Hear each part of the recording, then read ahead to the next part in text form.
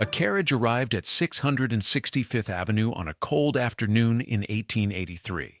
The coachman carried no passengers, only a card.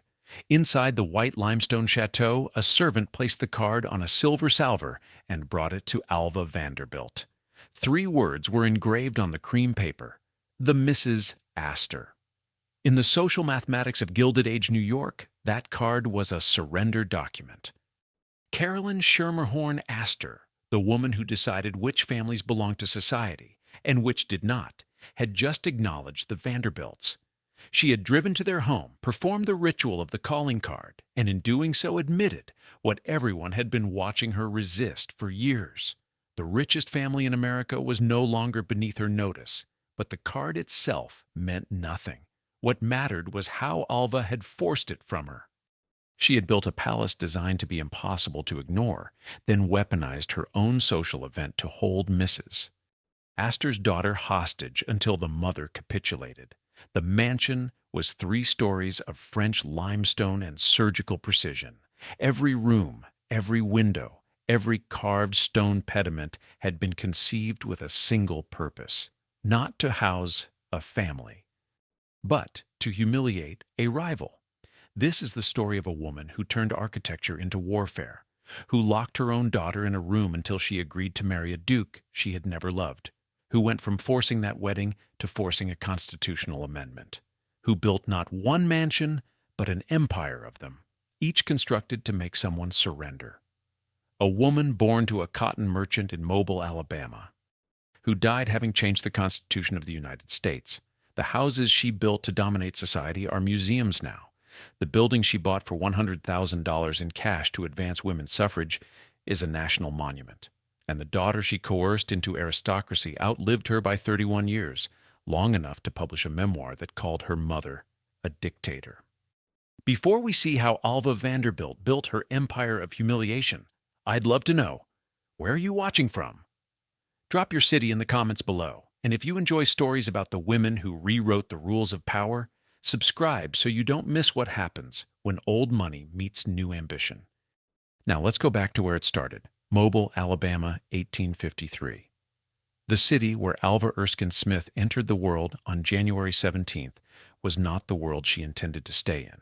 Her father, Murray Forbes Smith, traded in cotton. Her mother, Phoebe Desha Smith, was the daughter of a United States congressman from Kentucky. The family had money but not distinction, wealth but not pedigree, a position that would define everything Alva became. She was named for her great-grandmother's uncle, James Erskine, Lord Alva, a Scottish title that sounded impressive on paper and meant nothing in practice. Even her name was a borrowed aristocracy. The family left Mobile around 1859, just as the country was tearing itself apart. They settled briefly in New York, in Madison Square, where young Alva learned her first lesson about American aristocracy. There were families who had been there for generations, descendants of the original Dutch settlers who had bought Manhattan for beads and rum. Those families owned the shipping lanes, the bank charters, the seats in the opera houses. Their daughters wore simpler dresses than Alva's family could afford, yet somehow those daughters were invited everywhere that mattered. Then there were families like hers, recently arrived, recently wealthy, and entirely irrelevant to the people who decided what relevance meant. When the Civil War began, the Smiths relocated to France. Murray took his business to England, while Phoebe moved the children to Paris. Alva was enrolled in a private boarding school in Neuilly-sur-Seine, a suburb where the daughters of bankers and diplomats learned to speak French without an accent and move through a room without attracting the wrong kind of attention. She mastered both. The school taught more than language. It taught the architecture of European society, how old families maintained power through marriage alliances, how new fortunes purchased ancient titles, how American girls with dowries could become duchesses if they were willing to subordinate everything else to that goal. The curriculum was music, literature, and deportment. The real education was in watching who bowed to whom and why. Alva absorbed it all. She learned French until she could think in it. She learned the difference between a count and a duke, between inherited wealth and earned fortune, between families who had to economize and families who pretended to economize. She also learned something the other girls didn't seem to grasp. The system was not actually about merit or manners. It was about power maintained through exclusion. And exclusion only worked if you let it work on you. Phoebe Smith died in 1871 when Alva was 18 years old. The loss was formative, not because it broke her, but because it clarified her. She returned to New York without a mother, which meant without a chaperone, which meant without the social sponsor who would have introduced her to the families that counted. She had two surviving sisters, Armida and Mary Virginia, but neither had the temperament for what Alva was planning. She would have to engineer her own entry, and she understood by then that entry required leverage of a very specific kind. On April 20th, 1875, she married William Kissam Vanderbilt at Calvary Church in New York City. She was 22 years old. William was the grandson of Cornelius Vanderbilt, the Commodore, the man who had built the largest fortune in America by dominating the railroads and shipping lanes. At the time of his death in 1877, the Commodore's estate was worth more than $100 million. His descendants controlled more wealth than most sovereign nations. William Kissam Vanderbilt stood to inherit millions, and Alva had secured him through her best friend, Consuelo Iznaga, who had introduced them at a party for one of William Henry Vanderbilt's daughters. She had married into the richest family in America. Mrs. Astor still wouldn't return her calls. The reason was simple, and it had nothing to do with money. Caroline Schermerhorn Astor, born in 1830, represented old New York in every way that mattered. Her maiden name, Schermerhorn, belonged to the original Dutch settlers who had founded the city in the 1600s. Her family fortune came from shipping, a business built over generations. Money that had accumulated slowly through trade and marriage and careful management. She had married William Backhouse Astor, Jr., whose grandfather was John Jacob Astor, the fur trader who had become the richest man in America in the early 1800s. By the time Alva married William Vanderbilt, Mrs. Astor had been the arbiter of New York society for decades. Her calling cards contained only 3 words: the Mrs. Astor. No first name was necessary, because there was only one Mrs. Astor who mattered.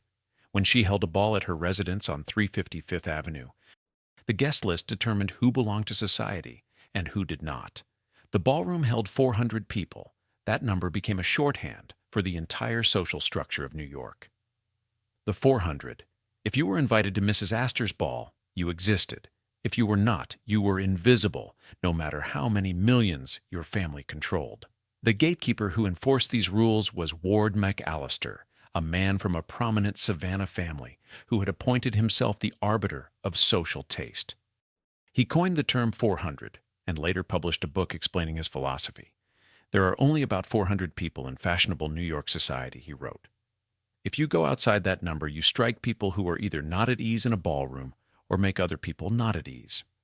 These people have not the poise, the aptitude for polite conversation, the polished and deferential manner, the infinite capacity of good humor and ability to entertain or be entertained that society demands. McAllister believed that membership required pedigree. Specifically, he believed that a family needed to be 4 generations removed from the source of its wealth before it could be considered respectable. The logic was circular and convenient. By the time 4 generations had passed, the vulgar origins of the fortune had been forgotten, and the descendants could pretend their money had always simply existed, like an inheritance from God rather than the result of someone's ambition. Mrs. Astor herself overlooked the fact that the Astors were only 3 generations from John Jacob's fur trading, but she rigorously enforced the rule against everyone else. The Vanderbilts failed that test spectacularly. The Commodore had made his fortune himself. He had started with a single ferry boat shuttling passengers between Staten Island and Manhattan, and he had died controlling railroads that stretched across the continent.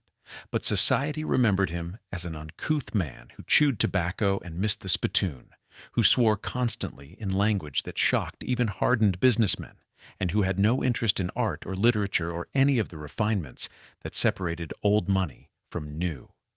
He had once told an associate that he didn't give a damn what the public thought, and the public had returned the favor by refusing to invite his family to their parties. His son, William Henry Vanderbilt, was better behaved. He wore proper evening dress and spoke grammatical English and had even collected some paintings for his mansion. But he too had worked for his wealth, managing and expanding his father's railroad empire, which made him unacceptable.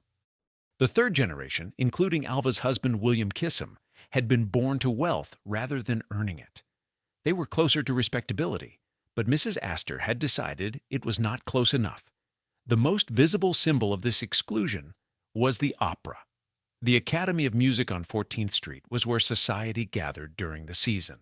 Every Monday and Friday evening throughout the fall and winter, the old families would occupy their boxes, see and be seen, and conduct the business of maintaining their social hierarchy. The building had only 18 boxes reserved for the most distinguished families. The Vanderbilts wanted one. They could have purchased the Academy outright if they'd wished. But Mrs. Astor controlled access to the boxes, and year after year, the Vanderbilts were rejected. The humiliation eventually produced a response. The Vanderbilts joined with other rejected millionaires to fund the construction of the Metropolitan Opera House. The new building opened uptown at Broadway and 39th Street, where the fashionable stores were relocating, and it had far more boxes than the Academy of Music. The Metropolitan was larger, grander, and financed by men who could have purchased the old Academy and demolished it for spite. Mrs. Astor eventually moved her allegiance to the Metropolitan, but by then the point had been made. The Vanderbilts had proven that wealth could build alternatives, even if it couldn't buy acceptance. Alva filed the lesson away. If Mrs. Astor wouldn't come to her, she would build something Mrs. Astor couldn't ignore.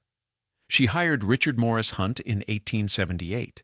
Hunt had studied at the École des Beaux-Arts in Paris, the first American to do so. He had worked as a construction inspector on the additions to the Louvre under Napoleon III, traveled through Europe and the Middle East sketching palaces and cathedrals, and returned to the United States determined to prove that American architecture could match anything that Europe had produced. By the time Alva approached him, he had designed mansions for the Vanderbilt family and was recognized as the premier architect of the Gilded Age. He was expensive, meticulous, and willing to take direction from clients who knew what they wanted. Hunt believed that the architect served the patron's vision, even if that vision required him to build, as he once joked to his son, a house upside down standing on a chimney. Alva knew what she wanted. She wanted a house that would make Mrs. Astor's residence look provincial. She wanted French chateau architecture executed in white limestone instead of the brownstone that lined Fifth Avenue. She wanted a symmetry and ornamentation and a silhouette that would announce itself from blocks away. She and Hunt worked together from 1878 to 1882, and contemporary accounts suggest she was involved in every detail. One observer noted that she loved nothing better than to be knee-deep in mortar. She attended construction meetings, reviewed architectural drawings, inspected materials, and made demands that Hunt executed with precision. The house rose at 665th Avenue, on the northwest corner of 52nd Street. It sat directly across from the mansion that William Henry Vanderbilt, Alva's father-in-law, had built for himself between 51st and 52nd Streets. That building, known as the Triple Palace, occupied an entire block and housed 3 generations of Vanderbilts in connected residences. Alva's house was smaller, but louder. The white limestone exterior stood out against the dark brownstones that dominated the avenue like a beacon or a challenge, depending on how you looked at it. The facade was elaborately asymmetrical, with turrets and gables and pointed arches that mixed French Renaissance forms with Gothic details. The roofline was irregular, covered in blue-gray slate trimmed in copper that would weather to green over time. The masonry firm of Ellen and Kitson employed more than 40 skilled artisans to carve the exterior and interior stonework. The level of detail was extraordinary. Every capital, every molding, every stone flower and leaf had been executed by craftsmen working from Hunt's precise drawings. The front entrance featured a pointed arch with carved stone columns, and above it rose a bay window that suggested a chapel more than a residence. The entire composition announced that this was not merely a house, but a statement. Inside, the rooms were arranged to impress. The entrance hall featured a carved wooden staircase that rose to the upper floors beneath a stained glass window. The drawing rooms were finished with imported French paneling and silk wall coverings. The dining room could seat 30 guests beneath a coffered ceiling. Hunt and Alva had studied French chateaux and Parisian hotels, and then adapted those forms for a New York mansion designed to function as a stage for social conquest. The style was French Renaissance with Gothic influences, and it was one of the earliest examples of chateau architecture in New York. Other architects would copy it for decades. The press called it Petit Chateau, a nickname that stuck despite the irony. There was nothing petite about it. The house occupied 3.5 stories and cost millions to build. With furnishings and artwork, the total value approached $5 million. Hunt had built her a weapon, and by late 1882, it was ready to deploy. The trap was elegant in its simplicity. Alva announced a housewarming ball for March 26, 1883. She began leaking details to the press weeks in advance. The event would be a costume ball, with guests expected to arrive in historically accurate dress representing different periods of European history. The costumes alone would cost thousands of dollars per person. Invitations went out to 1,200 people, essentially the entire upper tier of New York society. Journalists were invited to photograph the decorations beforehand, an unusual move that guaranteed advance publicity in newspapers across the country. The entire city began speculating about who would be invited and what they would wear. Among those not invited was Mrs. Astor. Alva had not sent her a card, and the reason she gave was technically correct, according to the rules that Mrs. Astor herself had established. Mrs. Astor had never formally called on Alva. According to the elaborate etiquette of New York society, you could not attend someone's event if they had not first visited you to leave their calling card. The logic was circular and punishing. Mrs. Astor wouldn't call because the Vanderbilts weren't respectable. The Vanderbilts couldn't invite Mrs. Astor because she hadn't called. The system was designed to preserve the existing hierarchy indefinitely, but Alva had found the crack in the armor. Mrs. Astor's daughter, Carrie, was a young woman of marriageable age who moved in the same circles as Alva's friends and the daughters of other Vanderbilt cousins.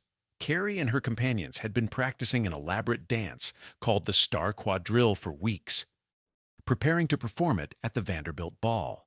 It was to be one of the evening's major entertainments. All of Carrie's friends received their invitations in early March. Carrie did not. When she inquired about the oversight, she was told there had been no oversight. She could not be invited because her mother had never called on Mrs. Vanderbilt. Carrie was devastated. She had practiced for weeks. Her costume had been ordered from Paris at significant expense. Her friends were going. She could not attend because of a technicality that had nothing to do with her, and everything to do with her mother's refusal to acknowledge the Vanderbilts. She went to her mother and explained the situation. Mrs.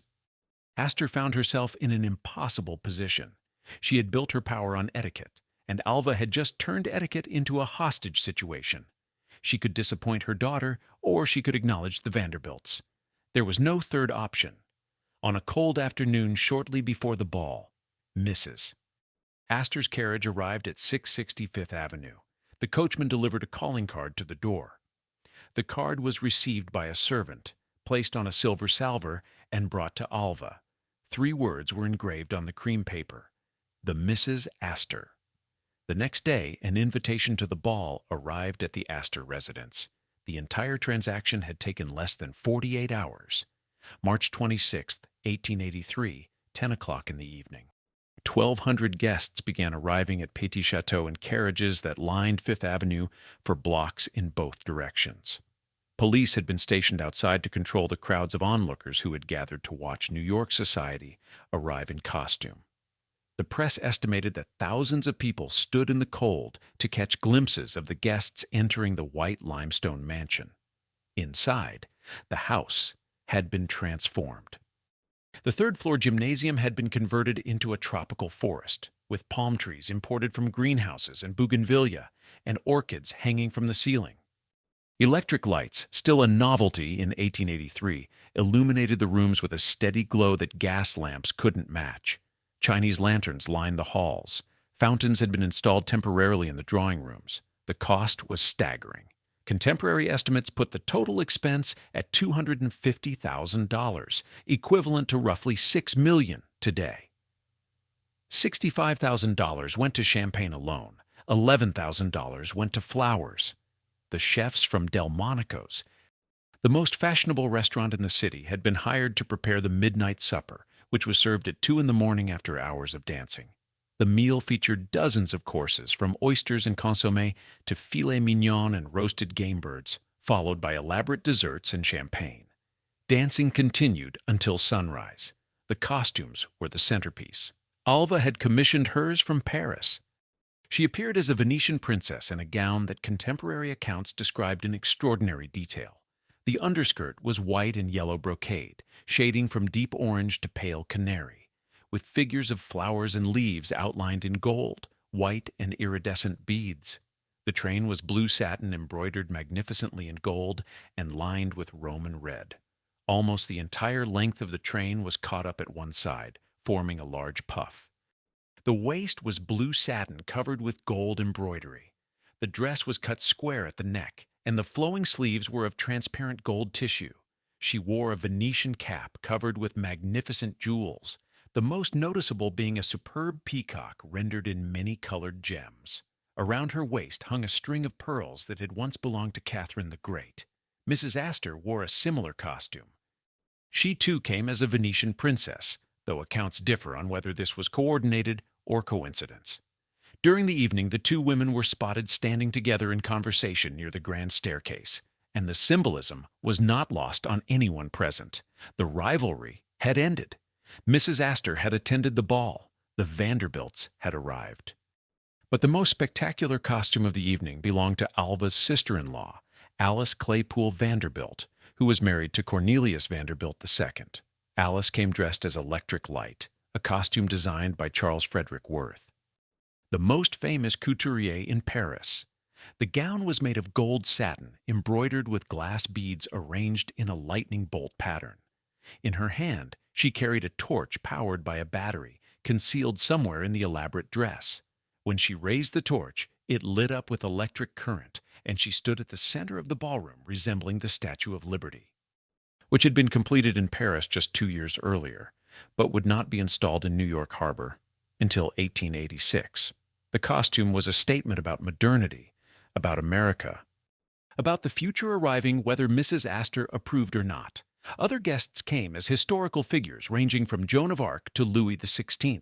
One woman wore a hornet costume with a headdress made entirely of diamonds, imported from Europe. Another dressed her costume with genuine cattails and wore a cat's head as a hat, a choice that raised eyebrows even in that company. The creativity and expense on display suggested that New York society had been waiting for an opportunity to demonstrate just how much money it could spend on a single evening, and Alva had finally given them permission. The photographer Jose Maria Mora had been hired to set up a studio inside the mansion. Throughout the evening, guests lined up to have their portraits taken in costume. Mora was a Cuban-born refugee who had become the photographer of choice for New York's wealthy families. He produced cabinet cards of the costumes that were later distributed and collected like trading cards, preserving the evening for posterity in a way that no previous social event had been documented. The ball ended at dawn. Alva led her guests in a final Virginia reel as the sun rose over Fifth Avenue. Men in powdered wigs and women in elaborate gowns stumbled down the avenue toward their homes. The fantasy was over, but the consequence was permanent. Within weeks, the Vanderbilts received an invitation to Mrs. Astor's annual ball. The gatekeepers had surrendered. Ward McAllister would never again have the power to exclude anyone with sufficient wealth and determination. The 400 would continue to exist, but its membership requirements had fundamentally changed. Alva had forced the door open, not through patience or good behavior, but through calculated social warfare. And now that the door was open, she intended to walk through it, holding her head high. Newport, 1888. Alva had conquered Fifth Avenue. Now she turned her attention to summer. Newport, Rhode Island, was where New York society relocated for the warmer months, and it was undergoing a transformation similar to what Alva had begun in Manhattan. For decades, it had been a quiet summer colony where families built modest wooden cottages and enjoyed sailing and tennis. By the late 1880s, it was becoming something else. Families were tearing down the cottages and replacing them with stone mansions designed not for comfort, but for competition. Each new house attempted to outshine its neighbors in size, cost, and architectural ambition. Alva commissioned Hunt again. She wanted a summer house that would accomplish in Newport what Petit Chateau had accomplished in Manhattan. Hunt began work in 1888, and the project took 4 years to complete. The house rose at 596 Bellevue Avenue, the main thoroughfare of Newport's summer colony. On a plot of land that overlooked the Atlantic Ocean, Hunt designed it in the Beaux-Arts style, drawing inspiration from two specific sources. The first was the Petit Trianon at Versailles, the small palace that Louis XV had built for Madame de Pompadour. The second was the Parthenon in Athens, the ancient Greek temple that represented the pinnacle of classical architecture. Hunt intended to combine French refinement with Greek proportion.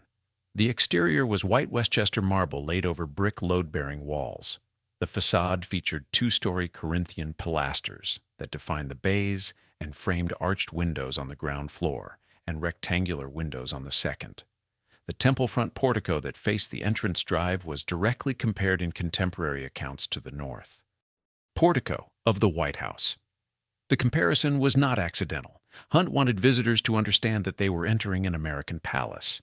The house was named Marble House, and the name was not metaphorical. Hunt and Alva used 500,000 cubic feet of marble in the construction, transported from quarries in New York, Italy, and Africa. $7 million went to the marble alone. The structure itself cost an additional $2 million. The interiors, designed and furnished by Allard and Sons of Paris, cost another $9 million. The total expenditure reached $11 million, equivalent to roughly $385 million today. When adjusted for the gold dollar equivalents, accounting for the fact that dollars in 1890 were backed by gold at a fixed rate, the figure approached $660 million. It was the most expensive private residence built in America up to that point. The structure appeared to be 2 stories from the outside, but it was actually 4 levels. The basement held the kitchens and service areas where a staff worked constantly to prepare meals and maintain the house. The ground floor contained the reception rooms where guests were entertained. The second floor had the family bedrooms and guest rooms. The top floor, hidden behind the roofline and invisible from the exterior, housed the servants' quarters. 36 people were required to staff the house during the summer season, including butlers, maids, ladies' maids, valets, coachmen, footmen, and kitchen staff.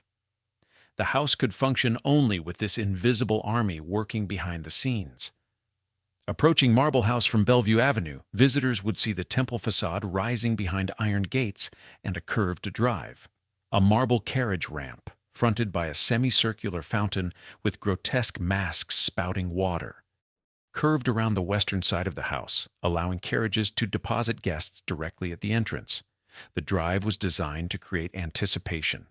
You couldn't simply walk up to the door, you had to process along the ramp, giving you time to absorb the scale of what you were about to enter. The interiors were designed by Allard and Sons, a Parisian firm that specialized in recreating French period rooms with museum-level accuracy. The Grand Salon, which served as both ballroom and reception room, was executed in the Louis XIV style. The walls were carved wood panels covered in gold leaf, each panel depicting a scene from classical mythology. The originals had been inspired by the decorative program of the Galerie d'Apollon at the Louvre. The ceiling featured an 18th-century French painting in the manner of Pietro da Cortona, depicting the goddess Minerva surrounded by clouds and allegorical figures. The ceiling surround was adapted directly from the ceiling of the Queen's bedroom at Versailles. The upholstery and draperies were green silk cut velvet, made by Prel, a Lion textile house that had been weaving silk for French royalty since the 18th century. The fabrics alone cost more than most Americans earned in a lifetime. The Gothic room displayed Alva's collection of medieval and Renaissance decorative objects, including armor, tapestries, and carved furniture. The stone fireplace had been copied by Allard and Sons from one in the Jacques Coeur house in Bourges, a 15th-century merchant's palace in central France. The furniture was made by Gilbert Quell, a Parisian cabinet maker who specialized in Gothic revival pieces.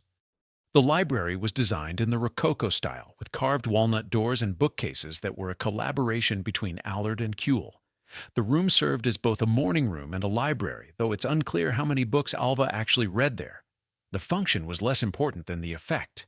Mrs. Vanderbilt's bedroom on the second floor was executed in the Louis XIV style, with elaborate carved and gilded woodwork and silk wall coverings.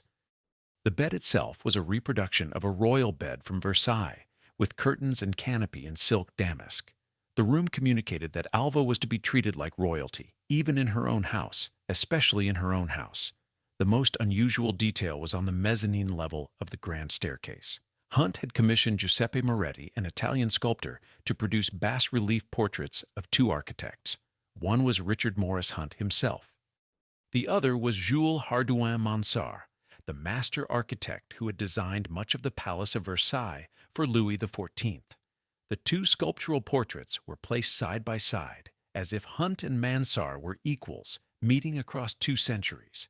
Hunt had built his career on adapting French palace architecture for American millionaires, and this detail made the connection explicit. He was saying that what he and Alva had created at Marble House was the equal of anything built at Versailles. William Kissam Vanderbilt gave Marble House to Alva as a birthday present. She turned 39 in January of 1892, and the house was completed that year. The gift was valued at $11 million. She owned it outright, which meant it was hers, regardless of what happened to the marriage. The legal structure of the gift was carefully arranged. The deed was in her name. If the marriage ended, she would keep the house. William's attorneys must have understood what this meant, but the gift was made anyway. Perhaps William believed the gesture would save the marriage. Perhaps he simply didn't care anymore. Either way, Alva had secured an $11 million asset that would belong to her alone. What happened to the marriage was that it lasted 3 more years. The marriage was failing, but Alva had already secured what mattered beyond the house. She had 3 children. The eldest, a daughter named Consuelo, had been born in 1877. A son, William Kissam Jr., followed in 1878. The youngest, Harold Sterling, was born in 1884. All 3 had been raised in the manner Alva considered appropriate, which meant complete control over every aspect of their lives. Consuelo bore the heaviest burden. As the eldest daughter and the most beautiful of the 3 children, she was Alva's primary project. By the time she was 8 years old, Consuelo could read and write in English, French, and German. Every Saturday she was required to stand before her mother and recite poems from memory in all 3 languages. The recitations would last for hours, and if Consuelo stumbled or forgot a line, Alva would make her start over. By age 18, Consuelo had passed the entrance examinations for both Oxford and Cambridge, an extraordinary achievement for a young woman of that era. But she was not permitted to attend either university. Alva had other plans. During Consuelo's lessons, she was forced to wear a steel contraption strapped to her back and shoulders. The device kept her spine rigid and her shoulders back, ensuring perfect posture. Alva believed that posture was a visible sign of breeding and discipline. Slouching was unacceptable. The steel rod was worn for hours at a time, day after day, until holding her body correctly became automatic. If Consuelo failed to meet Alva's standards in any area, she was whipped with a riding crop. The beatings were not rare. They were part of the system. Alva later described herself without apparent shame as a born dictator. She was not exaggerating. Every aspect of Consuelo's appearance was controlled. Alva chose her clothes, her jewelry, her hairstyles. When Consuelo, as a teenager, questioned one of her mother's choices, Alva responded with a line that Consuelo would remember for the rest of her life. "I do the thinking. You do as you are told." The message was clear. Consuelo had no autonomy. She was not being raised to make her own decisions. She was being raised to be marriageable. And Alva would decide who she married. Those who met Consuelo described her as extraordinarily beautiful. She had what one observer called a piquant oval face, perched upon a long, slender neck. Her eyes were enormous and dark, fringed with curling lashes. She had dimples when she smiled and tiny, perfect teeth. Her beauty was the kind that made people stop conversation when she entered a room. The playwright James Barrie, author of Peter Pan, reportedly said he would stand all day in the street to see Consuelo Marlborough get into her carriage. She was considered one of the great beauties of her generation, but the beauty came at a price that no one outside the family understood. By the time Consuelo was 18, she had received multiple proposals of marriage from wealthy young men. Alva had rejected all of them except one. Prince Francis Joseph of Battenberg had been deemed potentially acceptable because he carried a royal title. But Consuelo disliked him, and Alva did not force the match. What Alva wanted was not merely a titled husband for her daughter, she wanted the highest title available, and she was prepared to purchase it. In the summer of 1894, during a trip to London, Alva was introduced to Charles Spencer Churchill, the 9th Duke of Marlborough. He was 23 years old, a hereditary peer who sat in the House of Lords and the owner of Blenheim Palace, one of the largest private residences in England. The palace had been a gift from Queen Anne to his ancestor John Churchill, the 1st Duke of Marlborough. In recognition of his military victories, it sat on 11,000 acres in Oxfordshire and required a fortune to maintain. The Duke did not have that fortune. His family had been selling off land and artwork for decades to cover debts and maintenance costs. He needed money urgently. Alva needed a duke. The negotiation began immediately. Consuelo, meanwhile, had fallen in love. Winthrop Rutherford was an American, the son of a wealthy and distinguished New York family. He had attended Columbia College and was considered handsome, charming, and entirely appropriate by every standard, except the one that mattered to Alva. He was not titled. He could not make Consuelo a duchess. When Alva discovered the relationship, she moved to end it with the efficiency of a military campaign. She forbade Consuelo from seeing Rutherford. When Consuelo tried to resist, Alva threatened to shoot him. The threat was not idle. Alva kept a revolver and made clear she would use it if necessary. She then engineered a European tour designed to separate the couple physically, while negotiations with the Duke of Marlborough proceeded. Consuelo and Rutherford attempted to maintain their relationship through letters, but Alva intercepted the correspondence. By the spring of 1895, Rutherford had become secretly engaged to Consuelo. They planned to elope. Alva discovered the plan and locked her daughter in her room.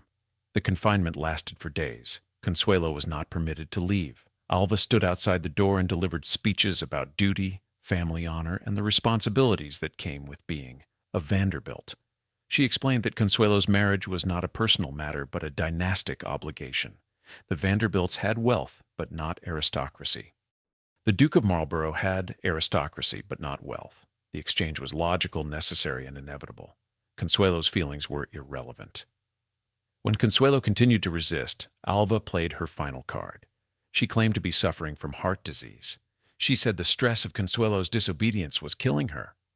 She said that if Consuelo did not agree to marry the Duke, Alva would die, and Consuelo would be responsible for her mother's death. The performance was convincing enough that Consuelo capitulated. She agreed to break off the engagement with Rutherford and marry the Duke. Alva immediately recovered from her supposed illness. The financial settlement was negotiated through lawyers. The Duke would receive $2.5 million in railroad stock, which would generate an annual income of approximately $100,000. That sum would be his for life, whether the marriage succeeded or not. Additionally, if the marriage produced a son who would inherit the dukedom, another $5 million would be transferred to the Duke upon Alva's death.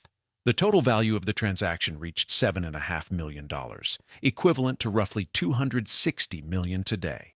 It was one of the largest marriage settlements in American history.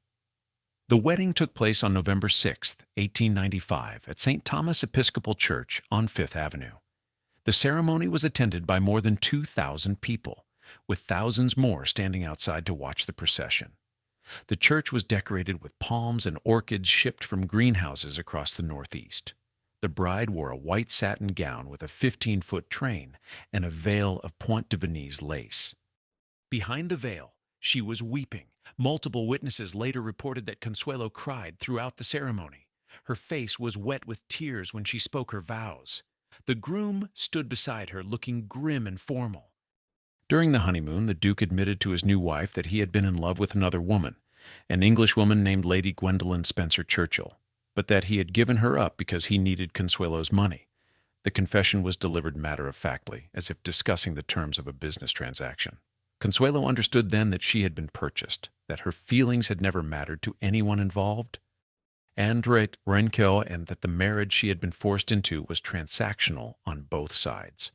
The marriage produced two sons. John Albert Edward William Spencer Churchill was born in 1897. Ivor Charles Spencer Churchill followed in 1898. Both would inherit courtesy titles as sons of a duke. Both would be raised at Blenheim Palace in a manner befitting British aristocracy. But the marriage itself was hollow from the beginning. Consuelo and the Duke maintained separate lives, met their obligations, and endured each other with the same grim formality they had displayed at the altar. The divorce would not be finalized until 1921, the annulment not until 1926. But for practical purposes, the marriage ended the moment it began. Alva had accomplished her goal. Her daughter was a duchess. The Vanderbilts had purchased a connection to British aristocracy that even Mrs. Astor could not match, and Consuelo would spend the rest of her life recovering from what her mother had done to her. March 1895. Alva filed for divorce from William Cassam Vanderbilt 3 months before Consuelo's wedding. The grounds were adultery. William had been conducting affairs for years, most notably with a woman named Nellie Newstreeter, a former friend of Alva's who had been married to Consuelo Iznaga's brother. The betrayal had been layered and public. New York society had known about the relationship for some time, and the fact that it involved another Vanderbilt family connection made the humiliation more acute. Divorce in 1895 was still scandalous, particularly for women of Alva's social position. Mrs. Astor had never divorced. The old families considered divorce evidence of moral failure. But Alva had already accomplished what she needed from the marriage. She had 3 children, 2 mansions that belonged to her outright, and a social position that no longer depended on William's name. The divorce settlement was negotiated with the same precision she had applied to Consuelo's marriage contract. William agreed to pay approximately $10 million, an enormous sum that ensured Alva would remain independently wealthy for the rest of her life. The divorce was finalized in 1895. Within months, Alva was seen publicly with Oliver Hazard Perry Belmont, a bachelor who had built one of the most unusual houses in Newport. He was the son of August Belmont, a banker who had represented the Rothschild family's interests in America and served as chairman of the Democratic National Committee. Oliver had inherited a fortune estimated at $10 million when his father died in 1890. He was independently wealthy, unattached, and interested in Alva. On January 11, 1896, less than a year after her divorce was finalized, Alva married Oliver in a private ceremony. The wedding was small, attended only by family, a sharp contrast to the spectacle of Consuelo's wedding 2 months earlier. Alva became Mrs. Belmont.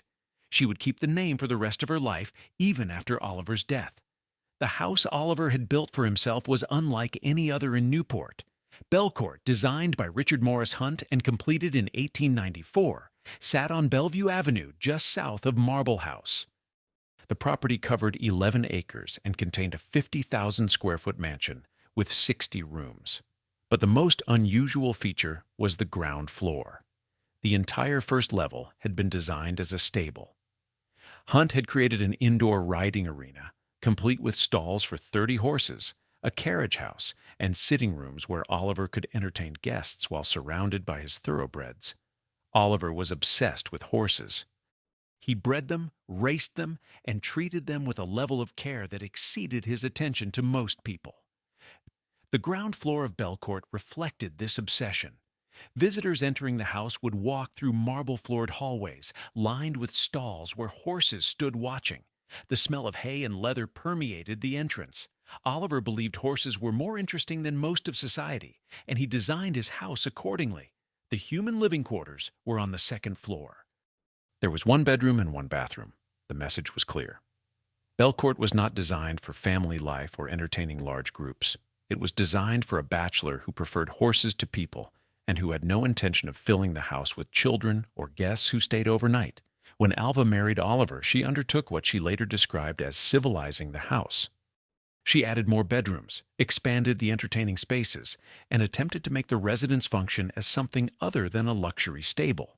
But the essential character of Belcourt remained. It was Oliver's house, designed for Oliver's preferences, and Alva had married into it rather than building it. The marriage appears to have been happier than her first. Oliver shared Alva's love of Europe and her interest in collecting art and antiques. They traveled frequently, acquiring furniture and decorative objects that they installed at Belcourt. In 1899, Belcourt hosted the first automobile race in the United States, an event that Oliver helped organize.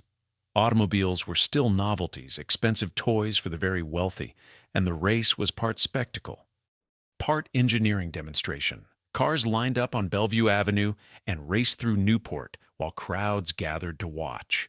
The winner, a steam-powered vehicle, managed an average speed of approximately 20 miles per hour. Oliver also shared Alva's disdain for Mrs. Astor's social rules. He had been excluded from the 400 because his father, though enormously wealthy and politically powerful, had been born Jewish. August Belmont had converted to Christianity, married into an old Southern family, and built one of the great banking fortunes of the 19th century. But New York society had never fully accepted him. Oliver inherited that exclusion along with his father's fortune. He and Alva were both outsiders who had fought their way into social acceptance through wealth and determination. The shared experience created a bond that had been absent from Alva's first marriage. London, 1908. While Oliver's estate was being settled following his sudden death on June 10th, Alva made a trip to England that would transform the rest of her life. Oliver had died of a ruptured appendix. He was 50 years old. The marriage had lasted 12 years. Alva inherited his entire estate, including Belcourt, which would remain her primary residence for the next 2 decades. But the trip to London was not about mourning. It was about discovering a new purpose. She attended a rally organized by the Women's Social and Political Union, the militant suffrage organization founded by Emmeline Pankhurst and her daughters. The WSPU was engaged in a campaign of civil disobedience and direct action, designed to force the British government to grant women the vote. Members chained themselves to railings, smashed windows, disrupted political meetings, and went on hunger strikes when imprisoned. The British press called them suffragettes, a term coined to mock their militancy, but the movement had adopted the name as a badge of honor. Alva watched these women risk arrest and physical harm for a cause that had nothing to do with wealth or status, and something shifted in her understanding of what power meant. She returned to New York and began attending meetings of the National American Woman Suffrage Association, the largest suffrage organization in the United States. NAWSA was led by moderates who believed in patient advocacy, lobbying and state-by-state campaigns to secure voting rights for women. Alva joined in 1909 and immediately began applying her wealth and social connections to the cause. She founded the Political Equality Association, a New York organization designed to attract wealthy women to the suffrage movement, and she used Marble House as a headquarters for suffrage conferences. In 1914, Alva had Hunt's firm build a structure on the grounds of Marble House specifically for suffrage work. The Chinese tea house, designed in the style of a Ming Dynasty pavilion, sat at the edge of the property overlooking the ocean. It was elaborately decorated with imported Chinese furniture and silk wall hangings, and it served as a meeting space where suffrage activists could gather away from public scrutiny. Alva hosted conferences there throughout the summer seasons, bringing together activists, politicians, and journalists to discuss strategy. She also converted Marble House's ballroom into a meeting space, installing rows of chairs where lectures and presentations could be held. The Gold Ballroom that had once hosted parties for the 400 now hosted speeches about constitutional amendments. But Alva quickly became frustrated with NAWSA's cautious approach. The organization believed in decorum, in working within the system, and convincing men that women deserved the vote through rational argument. Alva had spent her entire life watching decorum fail.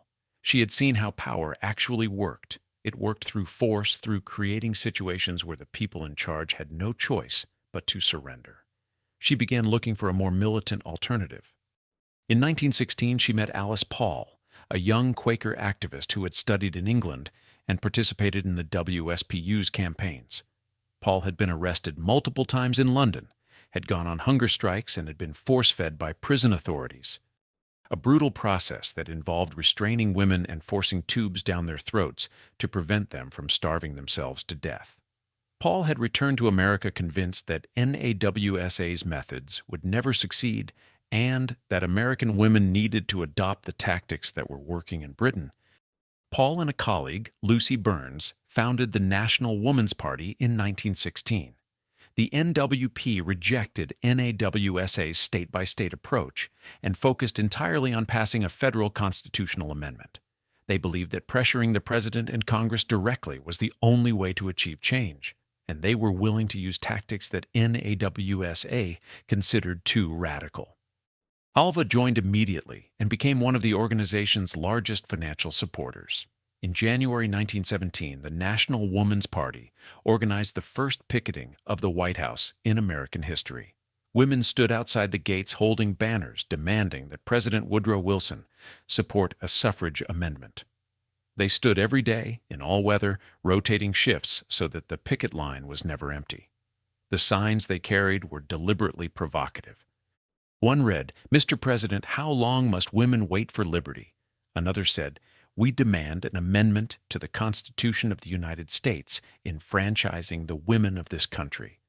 The banners were painted in the NWP's colors, purple, white, and gold. The picketers became known as the Silent Sentinels. They did not chant or march. They simply stood, holding their signs, refusing to leave. The tactic was borrowed directly from the British suffragettes, and it enraged both the Wilson administration and the public. America had entered World War I in April 1917, and standing outside the White House holding signs that criticized the president was seen as unpatriotic.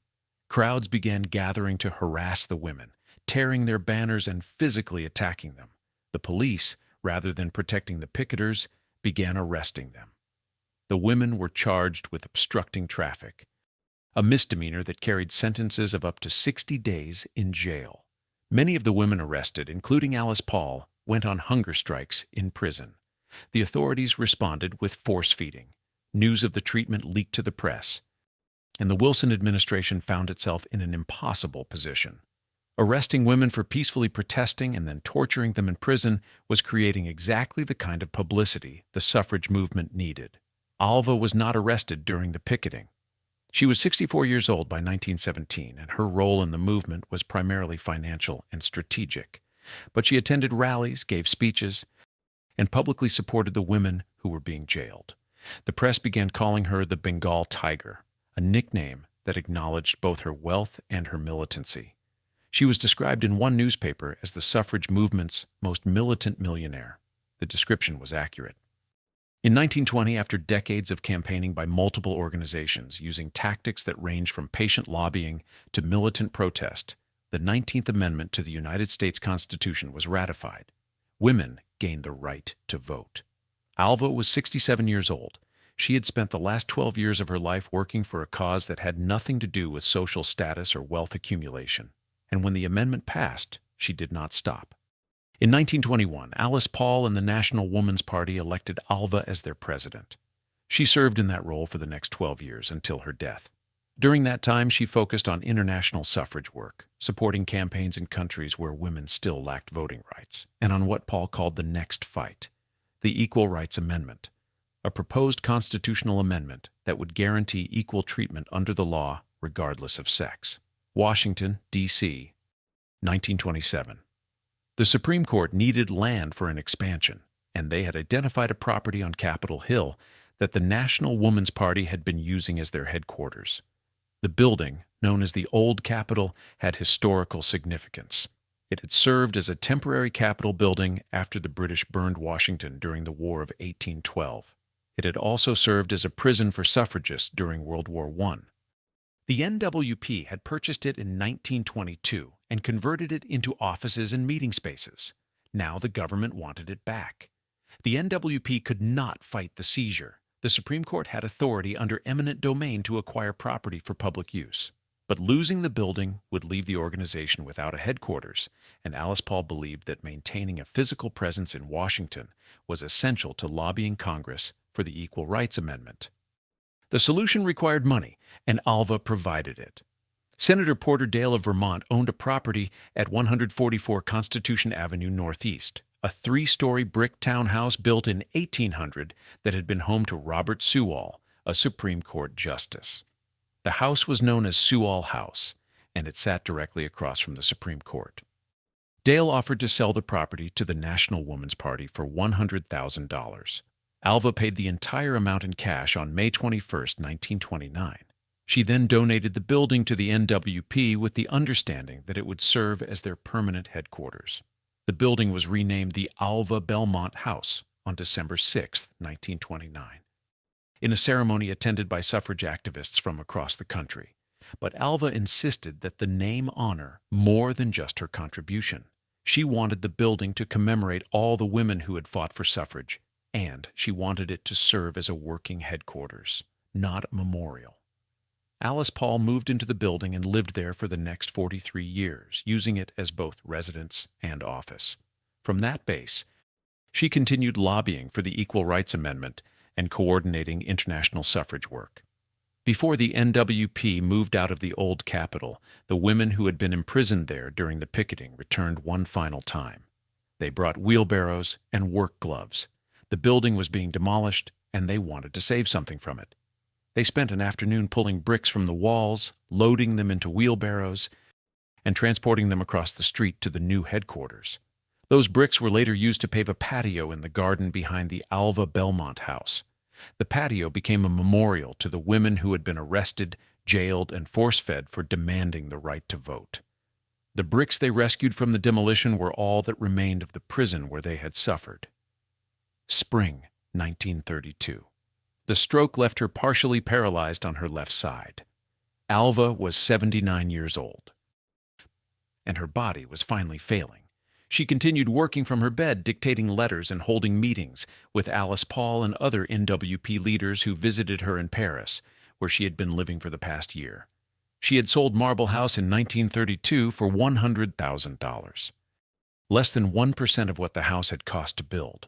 The sale price was evidence of how dramatically the market for palaces had collapsed following the Great Depression.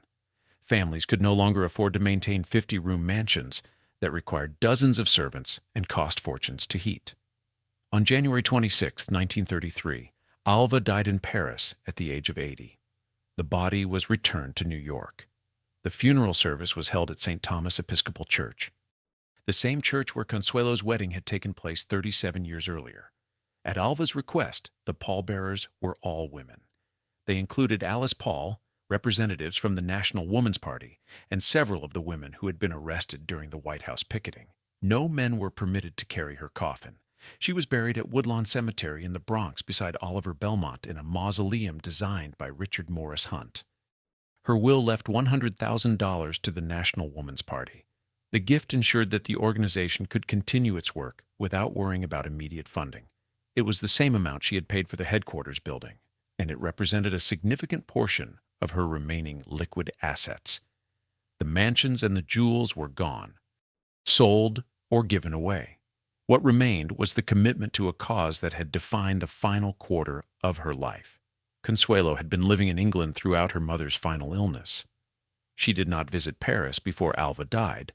The relationship between mother and daughter had never recovered from the forced marriage. When Consuelo's divorce from the Duke was finalized in 1921, she remarried almost immediately, choosing Jacques Balsan, a French aviator and industrialist who made her happy. The marriage was everything the first had not been. She published her memoir, The Glitter and the Gold, in 1952, nearly 2 decades after Alva's death. The book was frank about her mother's abuse and the coercion that had defined her childhood. She described the steel contraption, the locked room, the faked heart attack, and the testimony she had given during the annulment proceedings, where she had been forced to admit that her mother had absolute power over her. Yet the memoir also acknowledged complexity. Consuelo wrote that her mother had been a woman ahead of her time, trapped in an era that gave her few outlets for her intelligence and ambition.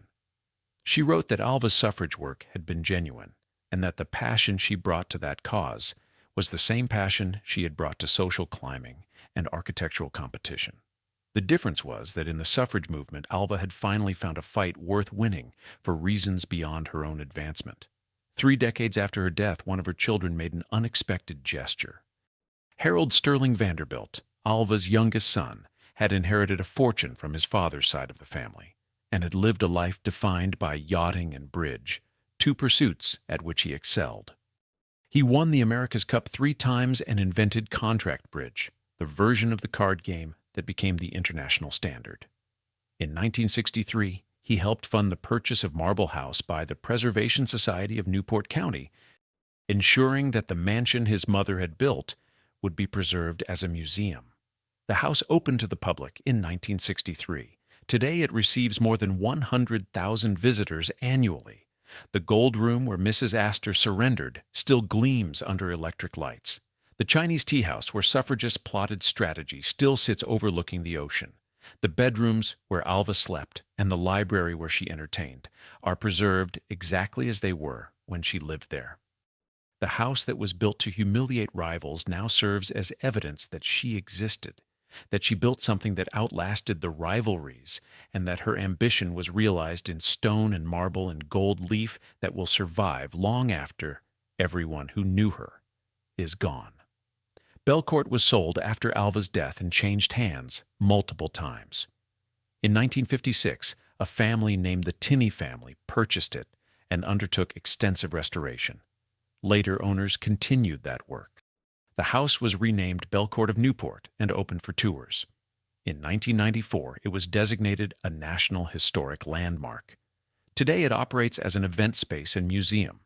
Petit Chateau, the house that had started it all, was demolished in 1927. The neighborhood around 52nd Street and Fifth Avenue had become commercial. Families no longer lived in mansions in Midtown Manhattan. The white limestone chateau that Alva had built to force Mrs. Astor's surrender was torn down and replaced by commercial buildings. Nothing remains of it except photographs and archives, and the memory of what it accomplished. The Oliver Belmont House, the headquarters Alva purchased for $100,000, continued to serve the National Woman's Party for decades. Alice Paul lived and worked there until 1972. The building housed the organization's archives, including banners from the White House picketing, photographs of women being arrested, and documents related to the passage of the 19th Amendment. In 1974, the property was designated a National Historic Landmark. In 2004, it became the Oliver Belmont House and Museum, open to the public. On April 12, 2016, President Barack Obama signed a proclamation designating the Oliver Belmont House as the Belmont Paul Women's Equality National Monument, naming it in honor of both Alva Belmont and Alice Paul. The building became one of fewer than 24 national monuments established during Obama's presidency. The designation ensures that the house Alva purchased will be preserved permanently by the National Park Service as a monument to the women who fought for suffrage and gender equality.